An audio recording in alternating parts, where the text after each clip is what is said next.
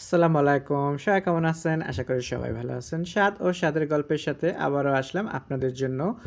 এখন নিয়ে আসলাম শিং মাছের ঝোল করে দেখাবো আপনাদেরকে টমেটো দিয়ে। আশা করি আপনাদের খুবই ভালো লাগবে। তো দেখার জন্য সাথেই থাকুন। আমি এখানে মসলাটাকে কষিয়ে নিছিলাম। পেঁয়াজ, আদা রসুন বাটা, হলুদ পাউডার, মরিচ পাউডার দিয়ে আমি সুন্দর করে লবণ দিয়ে আমি এই মসলাটাকে কষে নিলাম। আর এইদিকে মাছটাকে আমি মেখে রাখছিলাম ধোয়ার জন্য করে হলুদ পাউডার, লবণ, লেবু, আদা রসুন দিয়ে আমি একদম ভালো করে মেখে রেখেছি। অনেক সময় পুরাতন মাছ হলে গন্ধ হয়, তো আদা রসুন দিলে গন্ধটা কিন্তু থাকে না। তো এজন্য করে আমি আদা রসুন দিয়ে মাখিয়ে রাখার পরে আধা ঘন্টা পরে আমি মাছটাকে এখন ধোলাই করতেছি। ভালোভাবে দেখতেই পারছেন মাছটা ধোলাই করবে যে মাছের পানি কিন্তু একদম পুরোই সাদা হয়ে গেছে, আর মাছটাও কিন্তু একদম দেখতে পারছেন। মাছ এরকমই ক্লিন থাকে প্যাকেট করা, আমাদের যেহেতু কেনা হয় এখানে প্যাকেট মাছ, তো আমাদের এভাবে ক্লিন করতে হয় না। তো মাছটাকে আমি সুন্দরভাবে ধুয়ে নিচ্ছি। তো ধোয়ার পরে এভাবে রান্না করলে যতই পুরাতন মাছ হোক না কেন তাহলে আর গন্ধ করবে না। তো একদম সাদা ফকফকা হয়ে গেছে। এইদিকে মশলাটাও আমার কষানো হয়ে গেছে, এদিকে দেখতেই পারছেন আপনারা তেলের উপর উঠে গেছে মশলাটাকে। তো যাই হোক, মশলাটাকে আর একটু সময় নিয়ে আমি কষাবো, যত কষাবেন তত ভালো মশলাটা। তো মশলাটাকে আমি কষাচ্ছি শিং মাছ দিয়ে রান্না করার জন্য করে। তো এইভাবে আমি একটু সময় নিয়েই কষা নেব। দেখেন তেলের উপর উঠতেছে। তো আমার কাছে মনে হয় যে রান্নাটা মনোযোগ দিয়ে আর সময় নিয়ে রান্না করবেন, সেই রান্নাটা কিন্তু 100% স্বাদ আসবে। তো যাই হোক, মশলাটা কষানোর পরে আমি এখানে দিয়ে দিচ্ছি ধুয়ে রাখা শিং মাছটা। তো শিং মাছ দিয়ে আমি কিন্তু হয়তোবা নাড়াচা দিয়েই আমি সাথে সাথে পানি দেবো না, কারণ আমি এই শিং মাছটা দিয়ে মশলার সাথে আরও বেশ কিছুক্ষণ ধরে আমি এটা কষাবো।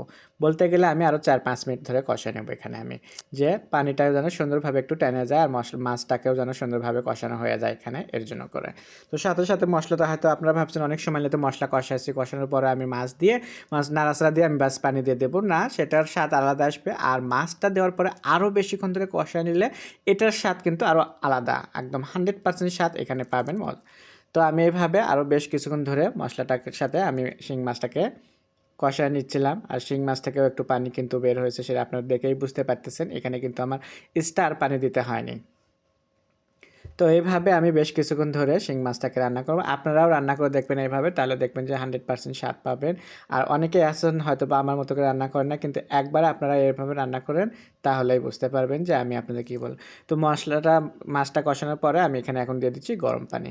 তো গরম পানিটা দেওয়ার পরে আমি একটু নাড়াচাড়া দিচ্ছি। শিং মাছ এত সহজে ভাঙে না, তো যাই হোক নাড়াচাড়া দিচ্ছি আমি ভালোইভাবে, দেখতেই পারছেন আপনারা। তো এইভাবে নাড়াচাড়া দিয়ে আমি ঢাকনা দিয়ে বেশ কিছুক্ষণ আরও রান্না করে নেব। তো বেশ কিছুক্ষণ রান্না করে নেওয়ার পরে আমি আবারও একটু নাড়াচাড়া দিচ্ছি ঢাকনাটা তোলার পরে।